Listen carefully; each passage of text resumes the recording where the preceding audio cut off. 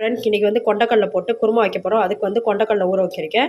அரைக்கிறதுக்கு தேங்காய் 2 கில்லு, அப்புறம் ஒரு 4-5 சின்ன வெங்காயம், பூண்டு, அதுக்கப்புறம் ஒரு பெரிய வெங்காயம் கட் பண்ணி வச்சுருக்கேன். 2 மீடியம் சைஸ் தக்காளி, ஒரு பச்சை மிளகா கீறி வச்சுருக்கேன். பூண்டு ஒரு 4 பூண்டு மட்டும் போட்டிருக்கேன். இப்போ வந்து இது வந்து அரைக்கணும். இப்போ அரைக்கிறதுக்கு இதில் என்னென்ன சேர்க்குறதுன்னு பார்க்கலாம். வாங்க எப்படி சேர்க்குறதுன்னு பார்க்கலாம்.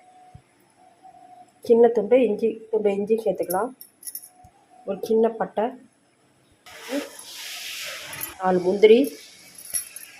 இப்போ இதை பேஸ்ட் பண்ணி அரைச்சி எடுத்துக்கலாம். குக்கரில் வந்து எண்ணெய் ஊற்றியாச்சு. எண்ணெய் காஞ்சிருக்கு. இப்போ தாளிக்கிறதுக்கு பிரிஞ்ச இலை, பட்டை, சோம்பு போட்டிருக்கேன். பச்சை மிளகா, வெங்காயம் நல்லா பொன்னிறமாக வதங்கினதும் இப்போ தக்காளி போட்டுக்கலாம்.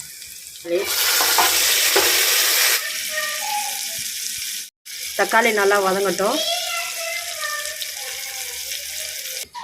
காரத்துக்கு ஏற்ற மாதிரி மிளகாத்தூள், காஷ்மீரி சில்லி பவுட்ரு, அப்புறம் கரம் மசாலா, மல்லித்தூள் எல்லாம் ஒவ்வொரு ஸ்பூனு சேர்த்துக்கேன்.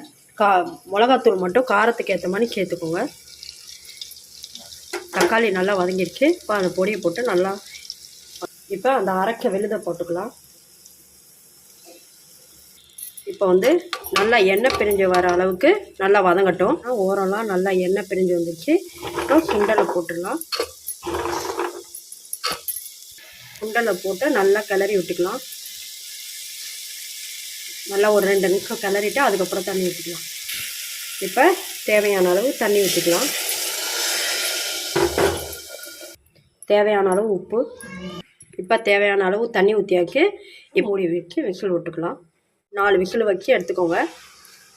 வச்சு எடுத்தாச்சு. இப்போ எப்படி இருக்குன்னு பார்க்கலாம். ஓப்பன் பண்ணி நல்லா சூப்பராக இப்போ எண்ணெய் பிரிஞ்சு நல்லா வந்துருச்சு. மேலாப்பில் கொத்தமல்லி தூவி இறக்கலாம்.